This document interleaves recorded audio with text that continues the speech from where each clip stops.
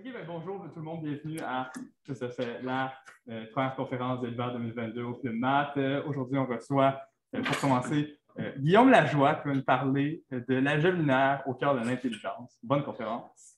Et professeur Lajoie, c'est à vous. Merci beaucoup. Écoutez, merci beaucoup de l'invitation. Je suis content de faire cette première conférence. Comme vous voyez, je ne suis pas présent dans la salle, mais je pense que la flexibilité hybride ici est de mise, mais je suis content de voir qu'il y a des gens qui sont là en présentiel. Je vais garder un œil là, sur la caméra de la classe ici. S'il y a quelqu'un qui a une question, n'hésitez pas à m'arrêter. Je suis prêt à avoir une discussion au courant de la présentation. Et puis, donc c'est ça, on peut faire ça vraiment de manière très relaxe. Et puis, donc, je ne suis pas obligé de me rendre à la fin de la présentation si on a des détours, par exemple. OK. Ceci dit, je m'excuse aussi, les diapositives vont être en anglais, mais je vais présenter en français. Donc, s'il y a des choses qui ne sont pas claires, aussi demandez-moi, ça me fera plaisir de traduire. OK? Donc, en gros, mon laboratoire de recherche est surtout concerné par des travaux à l'intersection de la neuroscience et l'intelligence artificielle et des mathématiques appliquées.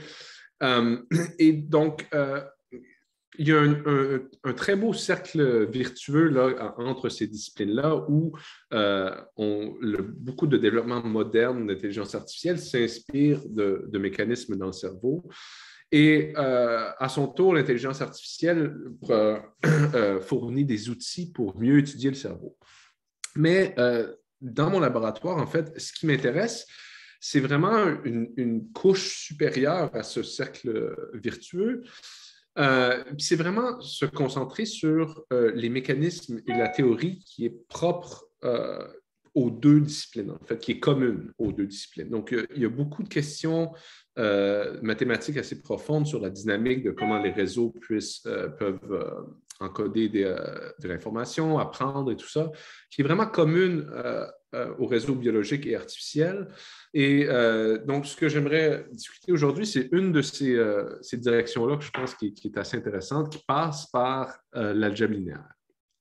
Donc, ceci dit, je vais commencer un peu ici là, en donnant une petite vision un peu des liens qui existent là, entre les biais inductifs qu'on peut utiliser à partir du cerveau pour s'inspirer, pour développer les systèmes d'intelligence artificielle, notamment les réseaux profonds. Donc, en général, ça va comme suit. On étudie un peu la relation entre les réseaux qu'on trouve dans le cerveau, les propriétés des neurones qui forment ces réseaux-là, donc les cellules qui sont connectées et qui procèdent à des calculs ou à l'apprentissage. Et puis, généralement, il y a beaucoup de ces choses-là, comme je l'ai dit, qui ont inspiré de manière très simplifiée certains mécanismes dans les réseaux artificiels. Mais au milieu, comme je l'ai mentionné, je crois qu'il y a l'opportunité de développer des outils mathématiques, de la théorie, qui peut nous aider à répondre à ces deux questions-là. Et aujourd'hui, en fait, je vais vous présenter un résultat qui passe un peu par cette relation de théorie-là. C'est-à-dire, donc, je vais vous présenter des outils qui ont été développés pour comprendre le cerveau, mais qui, indirectement, peuvent être appliqués à l'intelligence artificielle. Donc, ce n'est pas comme si on s'était inspiré de comment la neurone fonctionne. En fait, il y a des outils mathématiques qui ont été développés pour comprendre le cerveau, et ces mêmes outils sont utilisés, mais dans un autre contexte, pour développer des réseaux de neurones. Donc, c'est tout pour dire que je crois qu'il y a beaucoup d'opportunités lorsqu'on développe un formalisme d'avoir des applications très diverses à la motivation première. Donc, ceci dit, j'aimerais me concentrer ici sur le problème de performer des calculs, des computations sur des flux séquentiels. Donc, on peut penser, nous, on vit dans un espace où, dans le fond, on est sujet au temps. Donc, l'information qu'on reçoit par nos sens, ne serait-ce que la vision, l'ouïe et tout ça, c'est toujours en forme de séquence. Donc, on reçoit les choses une après l'autre. Il faut que notre cerveau l'intègre et fasse des transformations sur cette information-là. Les ingrédients dans le cerveau qui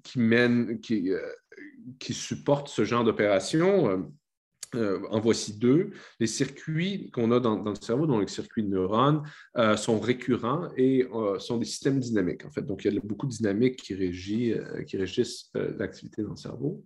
Et puis aussi, on a... ces circuits peuvent soutenir des opérations sur de l'information qu'on a vue dans le passé. Donc, il y a une idée de mémoire aussi qui est développée dans cette dynamique-là.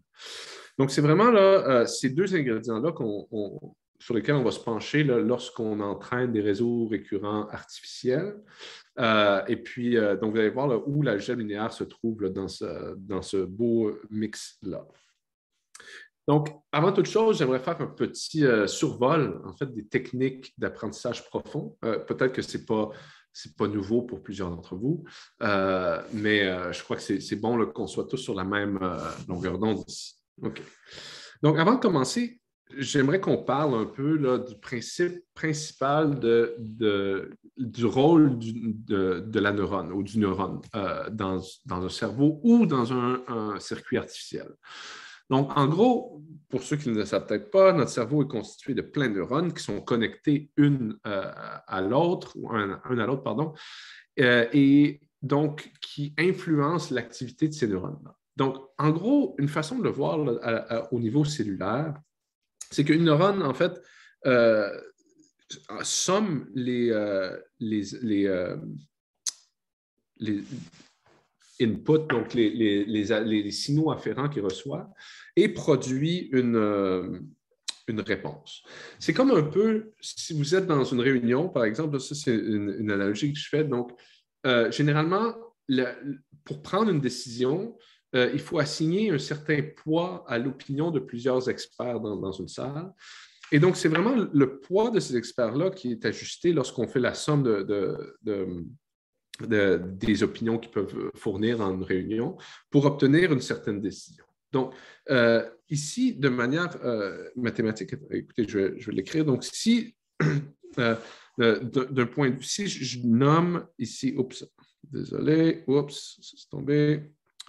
Donc, si, par exemple, je dénote l'état d'une neurone ici par HI, donc la IM neurone, généralement, si on parle ici là, de l'état de plein de neurones qui influencent cette neurone-là, donc si je pourrais dire H1, H2, HN. Donc, excusez-moi, je pense qu'on a perdu votre partage d'écran. Ah, d'accord. Dans ce cas-là, je vais... Ouais, ça se peut très bien. On va recommencer ça, ne sera pas long. Donc, ce que je disais, en fait, c'est que sans l'apport en temps réel de l'écriture, c'est que les neurones, en fait, sont influencés par l'activité de neurones qui sont connectés à ces neurones-là et font la sommation des états des autres neurones, mais qui sont, en fait, qui sont assujettis à des poids de connexion qu'on appelle des synapses. Donc, vraiment, ce que neurone fait, en fait, c'est une combinaison linéaire de l'état de neurones qui sont présynaptiques, donc qui sont afférents, et qui renvoie un peu l'état de cette sommation, de cette combinaison linéaire. Souvent, après la combinaison linéaire, on passe l'activité des neurones à travers ce qu'on appelle une non-linéarité. Donc, généralement, c'est une fonction de saturation comme une tangente hyperbolique ou une sigmoïde qui s'assure qu'on a un ingrédient là, de non-linéarité là, dans le réseau. Mais en gros, l'idée d'interaction dans un réseau, c'est principalement lié à une sommation linéaire. Donc, en fait, ce que ça mène ici, c'est que voici le genre d'architecture à laquelle on s'attend. C'est-à-dire ici, ça c'est un exemple de réseau profond où généralement on pense à l'entrée, donc on va déterminer par X ici, qui influencent ici là, les neurones de la première couche. Et les neurones de cette première couche-là influencent à leur tour les neurones de la couche suivante. Et toutes ces lignes-là, en fait, c'est des poids de connexion qui vont prescrire ici une combinaison linéaire. Donc, par exemple, cette neurone-ci au milieu, par exemple, ici, est déterminée, là, son état va être déterminé par la combinaison linéaire de cette neurone-ci, celle-ci et celle-là. Right? Et puis, et donc, la force de ces connexions-là va aussi déterminer l'activation de chacune des neurones par la suite, jusqu'à temps qu'on arrive à une sortie qu'on va ici dénoter Y chapeau. Et le poids de ces connexions-là, ici, on va les dénoter W. Donc, c'est le poids de la couche L entre le neurone J et I, ici. Okay? Et donc, dans ce contexte-là, si on se concentre ici sur, par exemple, l'interaction entre ces deux couches de neurones, on peut écrire ça ici comme un produit matriciel. Okay? Donc, ici, ce qu'on a ici, on a l'activation des neurones. HL, ici, est un vecteur d'activation. Qui est multiplié ici par la matrice WL, qui sont les poids d'activation de cette couche-là, qui font en fait, qui représentent la combinaison linéaire de chacune de ces neurones-là, mais avec un produit matriciel comme on y est bien habitué. Okay? Et puis, sigma ici représente justement cette non-linéarité qui est en fait juste une fonction très simple qui prennent ces combinaisons linéaires-là et qui les transforment là, pour empêcher une explosion des activations, par exemple. Et donc, en gros, c'est que ça, des réseaux profonds, des réseaux artificiels, et jusqu'à un certain point, c'est un peu la même chose que le cerveau fait. C'est vraiment des produits matriciels avec saupoudrés d'un peu de non-linéarité avec cette propriété de sigma. Et puis ici, B, qui est juste un terme constant, qui est aussi un paramètre du système. Okay? Et donc, qu'est-ce qu'on fait avec ça? Donc, c'est bien beau qu'on peut écrire les opérations d'un réseau artificiel comme étant la combinaison linéaire d'activation de ces neurones-là, qui sont en fait juste des variables scalaires. Mais comment peut-on les entraîner pour faire des choses qui sont intéressantes? Donc, ici, on va prendre l'exemple très commun, là, qui est souvent utilisé, de classification. Okay? Donc ici, supposons que j'ai un ensemble de photos qui contiennent soit un chat, soit un chien. Et donc ici, si on pense à la nature de notre entrée X, c'est en fait, on peut penser à tous les pixels dans ces images-là. Donc, si vous pensez à tous les pixels d'une image, on peut les mettre sous forme vectorielle. On peut faire une colonne à la fois. Et puis, la valeur de cette pixel-là, si on pense en noir et blanc, c'est une valeur scalaire. Si on pense en couleur, ben, c'est un triplet. Mais encore une fois, on peut mettre toute cette entrée pixel-là de manière vectorielle et puis donner ça en entrée à la première couche du réseau. Et là, l'idée, c'est que on veut ajuster les poids du réseau pour que, à la sortie, ici, on a une variable binaire qui nous dit si c'est soit un chat ou un chien. Okay? Donc, c'est-à-dire 1 si c'est un chat, par exemple, 0 si c'est un chien. Donc, en fait, le défi de l'apprentissage automatique, en fait, dans ce cas-ci, l'apprentissage profond, c'est vraiment de trouver la valeur des poids du réseau, tel que pour un ensemble donné, j'ai les bonnes réponses. Okay? Donc, comment est-ce que ça fonctionne? Donc ici, ça, c'est le problème d'inférence ici que je résume. Juste un instant, j'ai peut-être moyen de faire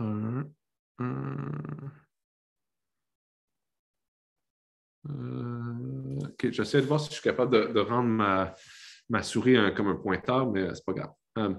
Donc, ici, si je formalise l'idée du problème d'inférence et puis je dénote par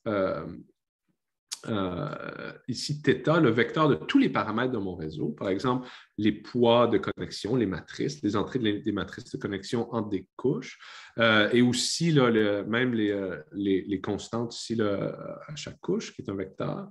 Donc, si je regroupe tous ces paramètres-là sous la bannière de θ ici, dans le fond, la fonction qui est implémentée par mon réseau profond est une fonction de d'une entrée X Donc, X ici, ça, c'est la énième photo que je donne à mon réseau, par exemple, assujetti à un certain ensemble de paramètres qui me donne une sortie Y chapeau.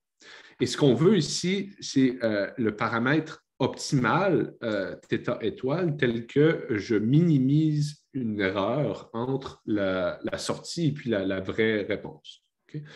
Donc, c'est un peu le but du jeu ici, c'est de choisir les paramètres de telle façon que cette fonction fasse ce qu'on veut. Okay? Et donc, ici, dans attendez, je vois juste... Ça, c'est mieux comme ça. Hein? OK. Donc, ici, le but du jeu, en fait, c'est ce qu'on...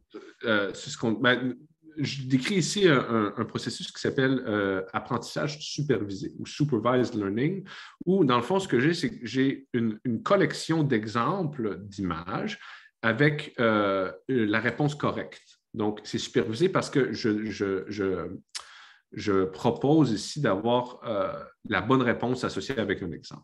Okay? Donc là, l'idée, c'est de formuler ce qu'on appelle une loss, donc une fonction de coût ou d'erreur, L, qui dans le fond en général, est une sommation sur tous les exemples que j'ai d'une erreur entre la vraie réponse, donc YM ici, c'est soit chat ou chien, et la réponse qui est prédite par mon réseau au paramètre présent. Donc, la réponse, c'est soit chat ou chien. Il y a différents exemples. Ici, on peut prendre la norme entre des réponses L1 et L2 dans le cas où la réponse n'est pas nécessairement catégorique comme chat ou chien, ou une autre type d'erreur ici qui est bien commune dans des tâches de catégorisation comme ça, qui s'appelle l'entropie croisée, la cross-entropy. En bout de ligne, tout ce que ça mesure, ça, c'est à quel point je suis loin de la vraie réponse. Et puis, ce qu'on veut ici, quand on somme sur l'ensemble de tous les exemples qu'on donne, et on demande de minimiser cette quantité-là, c'est dans le fond, on demande de trouver les paramètres tels que l'erreur totale sur l'ensemble d'entraînement est minimisée. Donc, c'est ça le but du jeu. Okay? Donc, en bout de ligne, l'apprentissage, c'est trouver les poids, tout ce qui est en rouge ici, tel que cette erreur-là est minimisée. Okay? Donc, vous pouvez vous imaginer que dans un gros réseau, il y a plusieurs de ces paramètres-là. Il y en a des millions. Donc, si on a plusieurs couches, puis sur chaque couche, on a de l'ordre de milliers de neurones, il y a plusieurs paramètres à ajuster. Donc, en général, pour optimiser, trouver la valeur θ étoile du paramètre qui optimise ce problème, qui minimise la loss, ce n'est pas un problème nécessairement qui est facile. Donc, ça, par exemple, ça, c'est une visualisation. Là, vous pouvez penser à... ça, c'est la valeur de la loss sur une projection d'un espace de très haute dimension. Là, évidemment, on le visualise en 3 dimensions ici. Mais l'idée, c'est de trouver là, les minimums. Donc, si on pense à cet espace-là, l'espace de tous les paramètres, on veut trouver les vallées où θ étoile se trouve. OK? Puis, en gros, le problème, c'est qu'on n'a pas cette vision globale de ce qu'on appelle le loss landscape, du paysage de l'erreur. Donc, tout ce qu'on a, c'est une version locale. On peut évaluer notre réseau aux exemples qu'on a puis aux paramètres qu'on a en ce moment. Mais tant que cette erreur-là est différenciable par rapport aux paramètres, on peut calculer le gradient de cette erreur-là. Donc, généralement, si on calcule le gradient, donc c'est la dérivée de l'erreur par rapport aux paramètres. Et cette dérivée-là va pointer dans la direction qui est où il y a le plus de changements, il y a une croissance plus grande. Donc, une technique d'optimisation qui s'appelle la descente de gradient, c'est juste on prend la direction opposée, puis on suit cette direction-là dans l'espace de paramètres. Donc, on prend notre paramètre, on calcule la dérivée de l'erreur par rapport à ces paramètres-là, et on fait un changement de ces paramètres ici. Donc, on fait un update des paramètres en suivant là, la direction contraire du gradient. Et donc là, on est garanti de diminuer notre erreur à mesure qu'on fait ça. Et dans le fond, c'est comme ça que l'apprentissage profond fonctionne, en calculant cette dérivée-là et en descendant le gradient dans l'espace de l'erreur. OK. donc, l'idée ici, par exemple, une des subtilités, ça vient de reconnaître un peu la structure de ce gradient-là. Donc, comment on fait pour calculer un gradient par rapport au poids de connexion d'un réseau avec plusieurs couches? Donc, ce qu'il faut reconnaître, c'est en fait que la règle de dérivée en chaîne ressort naturellement ici. Donc, par exemple, ce qu'on appelle généralement la forward pass, en fait, c'est l'idée de présenter une image au réseau et puis de faire passer l'image et de voir l'activation de chacune des couches.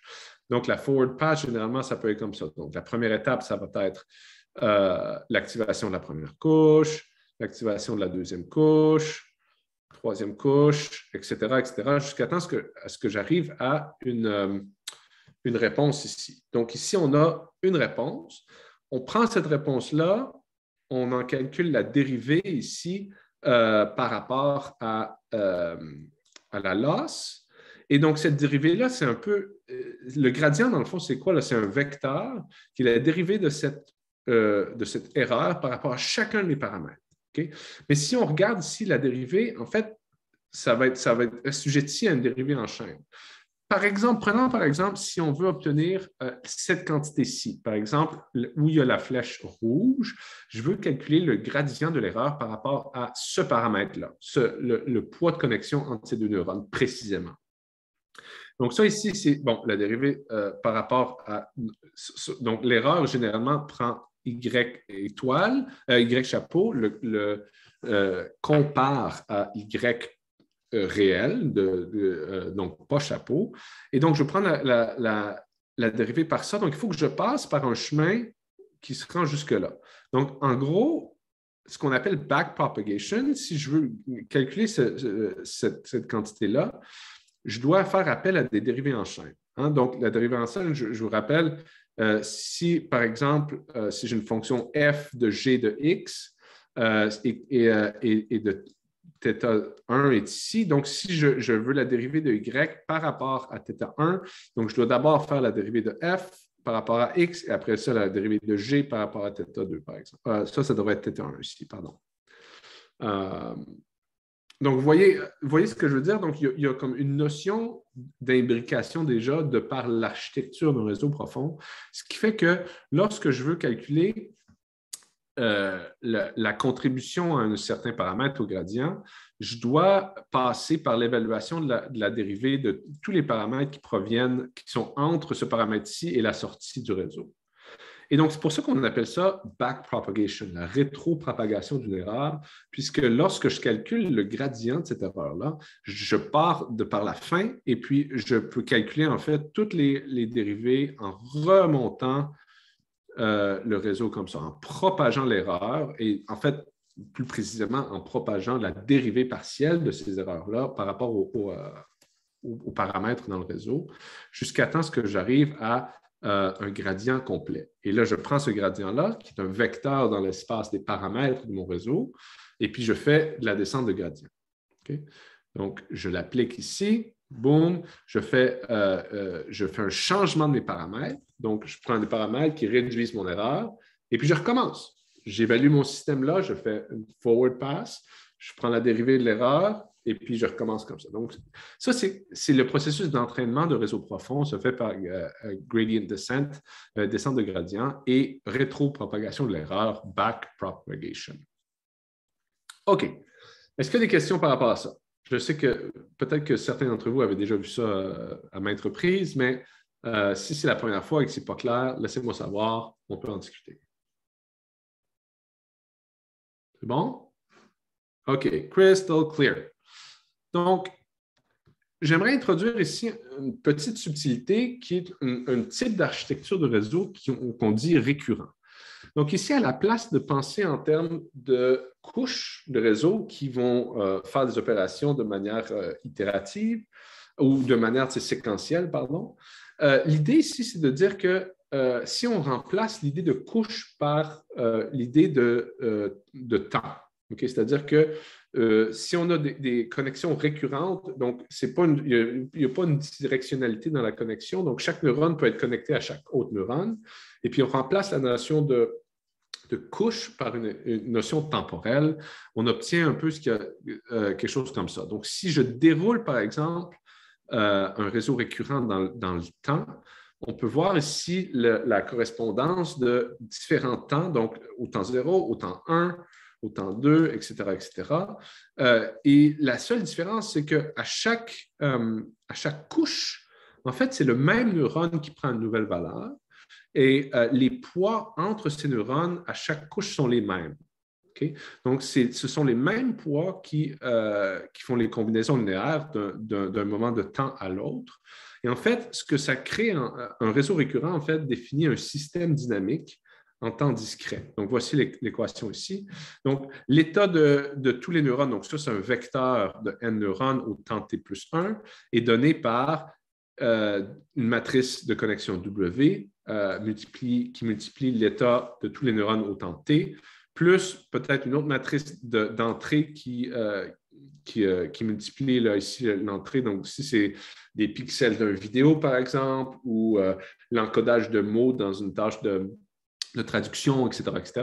Et B ici, qui est un vecteur de la même taille que H, qui est juste une constante. Et puis, encore une fois, juste une non-linéarité ici. Okay? Donc, vraiment, là, un réseau récurrent, c'est un réseau qui, en fait, itère un produit matriciel à travers le temps. Mais le phénomène d'optimisation est le même. La rétropropagation ici, à la place de se faire via plusieurs couches, se fait via plusieurs pas de temps. Et donc, ce qui est important de comprendre, c'est que la contribution d'un paramètre, ici, mettons là, par exemple une de ces connexions-là, ne va pas juste dépendre d'une seule évaluation, mais va revenir à chaque pas de temps. Donc, il va y avoir des dérivés partiels par rapport à l'état du réseau à plusieurs pas de temps dans le déroulement de l'application du réseau. Okay? Donc, le problème, c'est qu'en général, que ce soit des réseaux profonds ou des réseaux récurrents comme ça, un problème survient lorsqu'on regarde de plus en plus d'itérations. Okay? Dans le cas d'un réseau récurrent, là où je vais me concentrer pour le reste de la présentation, c'est vraiment l'application d'un produit matriciel de manière itérée. Ce qu'on se rend compte, c'est que la norme du gradient, donc ce vecteur qu'on utilise pour optimiser les paramètres du réseau, a tendance à soit exploser ou à disparaître. Okay? Et de manière exponentielle. Et ça, c'est facile à voir parce qu'un des termes dominants dans les gradients, c'est vraiment l'itération d'une certaine matrice.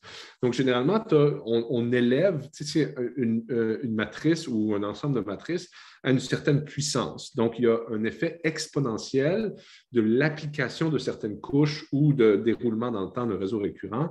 Et ce sont des problèmes qui sont très difficiles à surmonter. Donc, plus on a un gradient qui explose, donc plus l'apprentissage va être instable. Et la même chose, si le gradient disparaît, l'apprentissage n'a plus de signal. Donc, il n'y a plus d'information dans ce gradient-là. On fait des pas un peu là, qui sont si minimes dans l'espace de paramètres qu'il n'y a rien qui change. Okay? Donc, pourquoi est-ce que c'est un problème? En fait, de manière à un niveau plus supérieur, c'est que ça devient très difficile d'utiliser de l'information qui s'est passée très loin dans le passé. Parce que lorsqu'on calcule l'erreur ou la dérivée de l'erreur par rapport à ce qui s'est passé vraiment loin dans le passé, il faut qu'on passe, rappelez-vous, par tout ce qui s'est passé entre ce moment-là et puis la sortie du réseau. Donc, toutes ces dérivées partielles-là, en fait, font qu'il y a une difficulté là, de propager l'information à très longue échelle. Okay? Donc, voilà. Et juste pour mettre un peu plus de formalisme là-dessus, voici là, un peu là, comme la racine de ce problème-là. Donc, ici là, je dénote la plupart des termes qu'on retrouve dans le gradient d'une erreur. Et puis, vous avez remarqué que dans ces termes-là, il y a la dérivée de l'erreur par rapport à à l'activation des neurones dans le temps. Donc, ça, c'est un terme qui domine la plupart de ces termes-ci. Et puis, si j'écris ici ce terme-ci, on se rend compte que on a ici des produits matriciels. Donc, le produit de plusieurs matrices. J ici, ce sont des matrices jacobiennes. Et les jacobiens de cette équation-là, en fait, sont dominés par le produit de cette matrice-là, W. Donc, en gros, là, c'est W qui est responsable pour les instabilités au niveau du gradient au complet. Parce que, à cause de ces produits ici qui deviennent de plus en plus grands, lorsqu'on regarde très loin dans le passé ou lorsqu'on a des réseaux avec des couches très multiples. OK? Et donc, ce qui est intéressant, c'est de voir que le spectre de valeurs propres de ces matrices de connexion joue un grand rôle sur la stabilité des gradients dans un domaine d'apprentissage. Donc, par exemple, si on pense à ces matrices J-là qui ont des valeurs propres qui sont plus grandes que 1 dans le plan complexe, là, en module, donc en norme. Donc, on se rend compte très vite que lorsqu'on fait de très gros produits, donc la norme de ce terme-là va exploser de manière exponentielle. Okay? Et la même chose arrive si on a des valeurs propres qui sont de normes plus petites que 1. Si on commence à faire de très longs produits, la norme ici va tendre vers 0. Donc, on a vraiment un problème de propagation d'informations qui est dû aux valeurs propres de ces matrices-là, qui sont les matrices de connexion entre les couches. Est-ce que c'est clair, ça? Il y a des questions là-dessus? C'est bon? Je vais essayer de... OK. OK. Et donc, ce qui nous amène à un équilibre, en fait. Donc, ce qu'on veut ici, c'est de développer ce qu'on appelle des biais inductifs, des manières de bâtir ces matrices de connexion-là, de manière à avoir une propagation de signal qui est stable. Donc, c'est-à-dire qu'on ne veut pas qu'il y ait un gradient qui explose ou qui disparaisse, mais on veut aussi soutenir une certaine expressivité. Okay? Ce que je n'ai pas discuté, c'est pourquoi est-ce que faire des combinaisons linéaires entre les activations de neurones peut mener à des fonctions aussi complexes que décider s'il y a un chat ou un chien dans une image. En fait, il y a des superbes théorèmes qui disent que dans la limite d'une grosseur infinie de réseau, on peut approximer n'importe quelle fonction, dans le fond. Donc, c'est possible de prouver que sous certaines conditions de continuité, de très grands réseaux sont ce qu'on appelle des Universal Function Approximators. Okay? Donc, l'idée d'expressivité d'un réseau est reliée à ça. Donc, si on contraint notre connectivité pour mener à des propagations de signaux qui sont stables, peut-être que c'est au détriment de la capacité d'un réseau d'être expressif, c'est-à-dire d'apprendre des fonctions de plus en plus complexes. Okay? Et donc, c'est un problème qui est vraiment là, au cœur de l'apprentissage automatique. Et donc, il y a plusieurs solutions qui en sont découlées. Donc, il y a des manipulations au niveau du gradient qui peuvent être faites. Il y a des problèmes, il y a des questions de régularisation, c'est-à-dire dans l'espace de paramètres, lorsque je fais de la descente de gradient, je peux manipuler cette dynamique-là. Je peux aussi faire des architectures où il y a des connexions qui peuvent faire des courts-circuits dans cette question de rétropropagation. Donc, il y a plusieurs méthodes ici. Mais en gros, ce que j'aimerais parler aujourd'hui, c'est vraiment revenir au rôle du spectre des matrices qu'on utilise dans la connexion de ces réseaux-là. Okay? Donc, une des solutions auxquelles on pourrait penser, c'est pourquoi est-ce qu'on se résignerait pas à utiliser des matrices dont les valeurs propres ont une norme sur le cercle unitaire dans le plan complexe. Donc ça pourrait être une solution. Évidemment, ce n'est pas trivial parce que lorsqu'on fait une descente de gradient dans l'espace des paramètres, il faut s'assurer qu'on reste sur une variété dans cet espace-là qui représente les matrices qui ont cette propriété-là. Donc, ce n'est pas garanti que si je suis un gradient, je vais conserver le spectre d'une matrice avec ces propriétés-là. Donc, ça, c'est un problème numéro un. Mais plus particulièrement, mais c'est quand même pas nécessairement, il y a des solutions pour ça. Okay? Donc, pourquoi est-ce que, donc, quel genre de solution est-ce qu'on peut, on peut envisager ici? Une des solutions, ce serait d'utiliser des matrices orthogonales. Okay? Donc, pour certains d'entre vous, si je fais un petit rappel, une matrice orthogonale,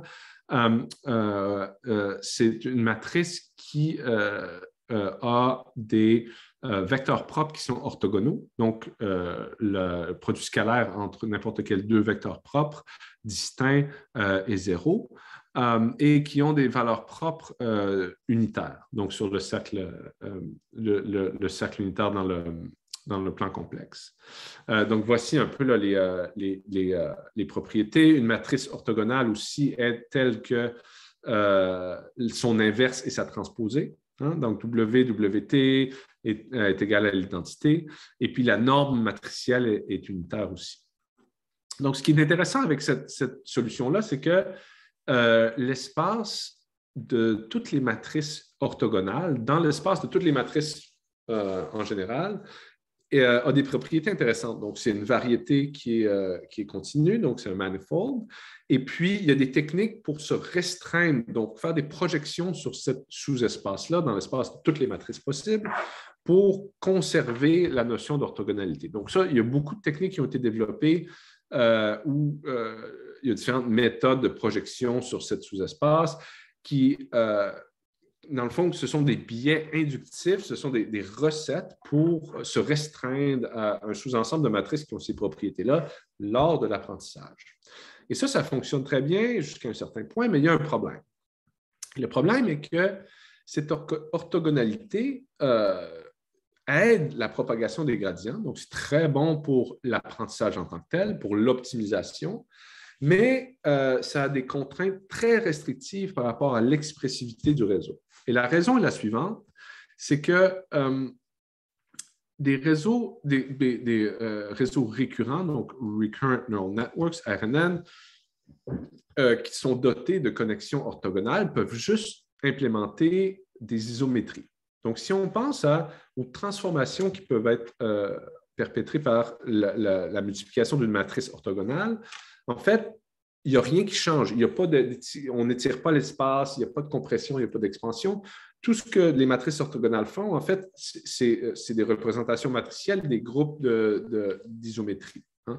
Donc, des rotations, des réflexions ou même juste l'identité, par exemple.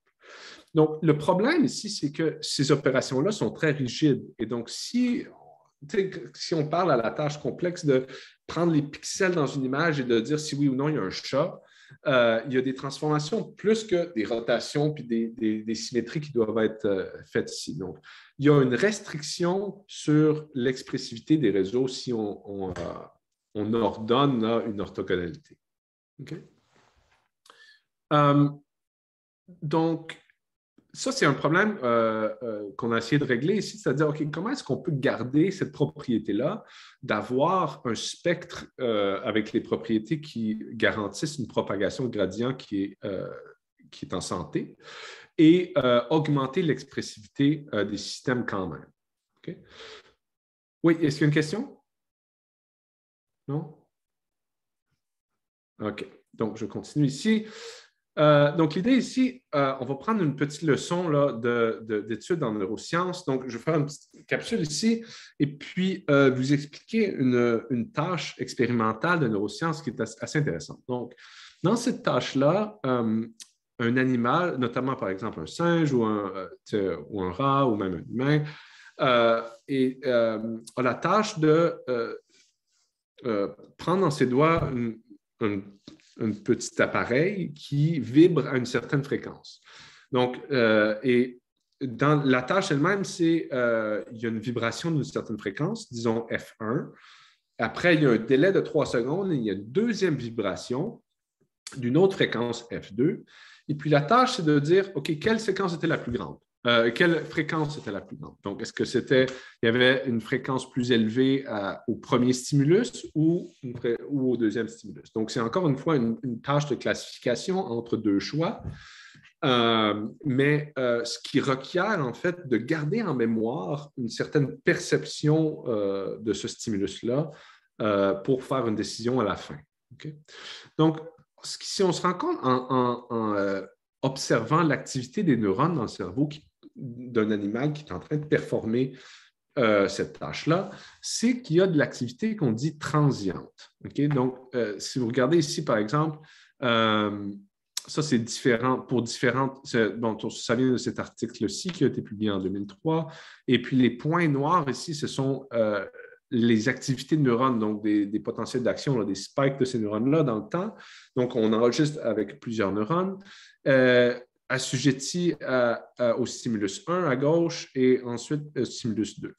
Et donc, ce qu'on se rend compte ici en bas, c'est l'activité, un peu le filtré de cette activité-là, c'est qu'il y a une dynamique qu'on dit transiente, c'est-à-dire qu'il y a quelque chose qui relaxe et puis qui tranquillement, à l'approche du deuxième stimulus, revient en force pour pouvoir présumément permettre une comparaison entre F1 et F2.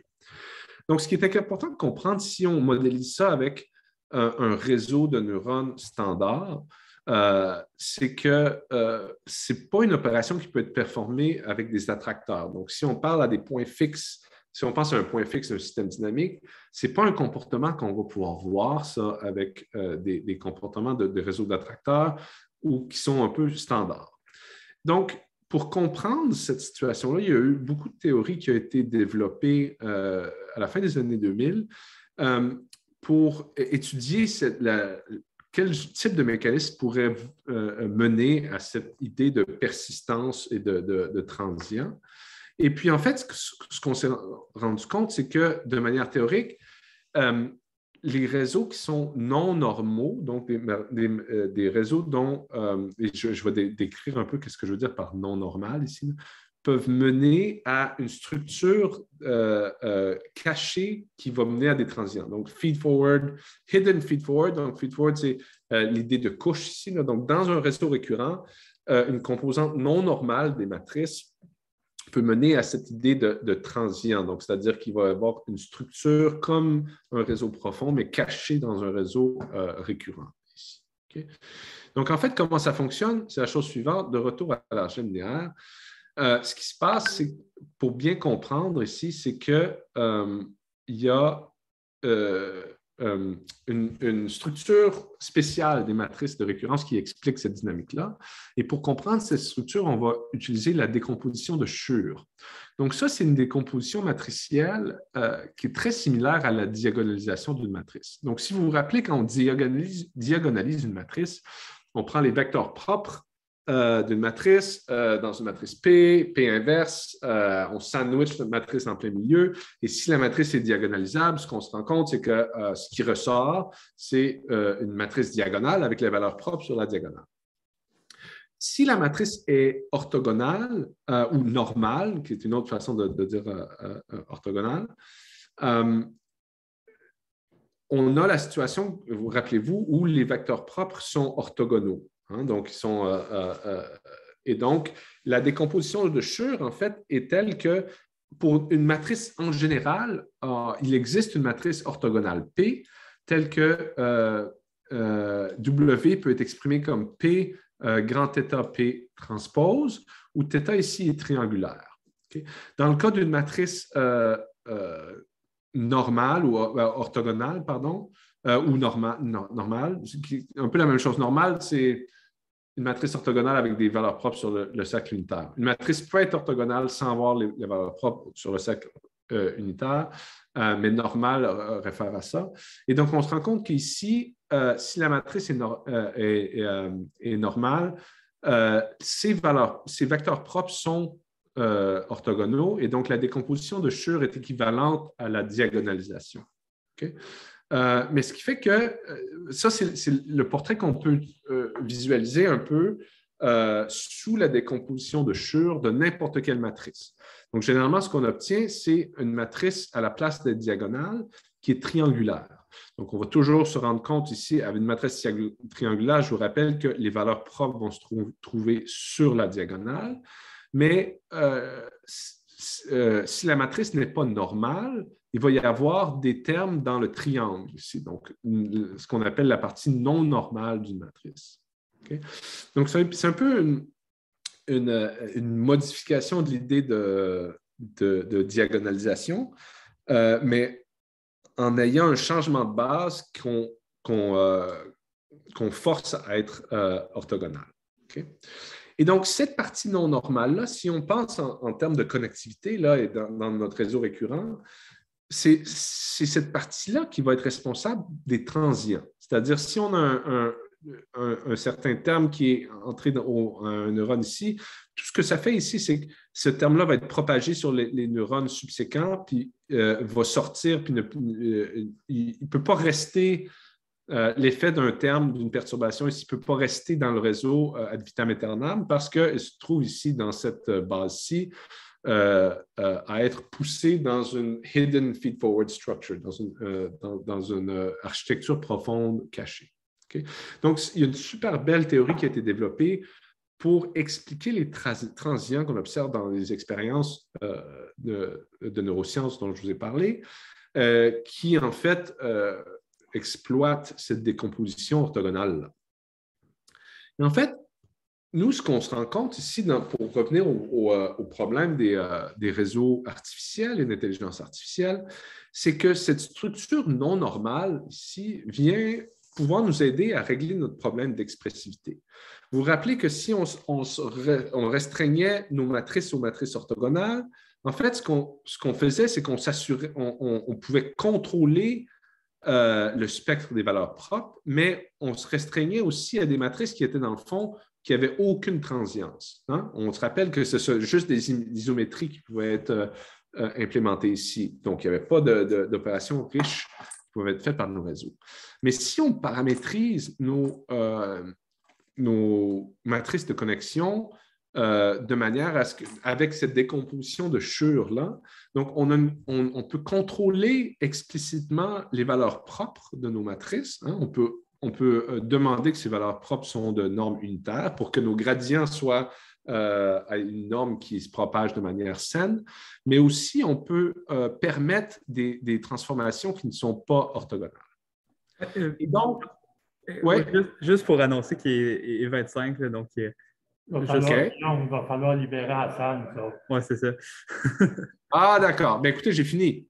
Ça pour dire que utiliser cette structure non normale nous permet d'entraîner des réseaux récurrents de manière super efficace. Et puis, on règle ce problème d'expressivité grâce à la décomposition de Schur. Et sur ce, juste remercier plusieurs de nos collaborateurs ici. Et merci. Si vous avez des questions, je peux les prendre via courriel et ailleurs. Merci beaucoup.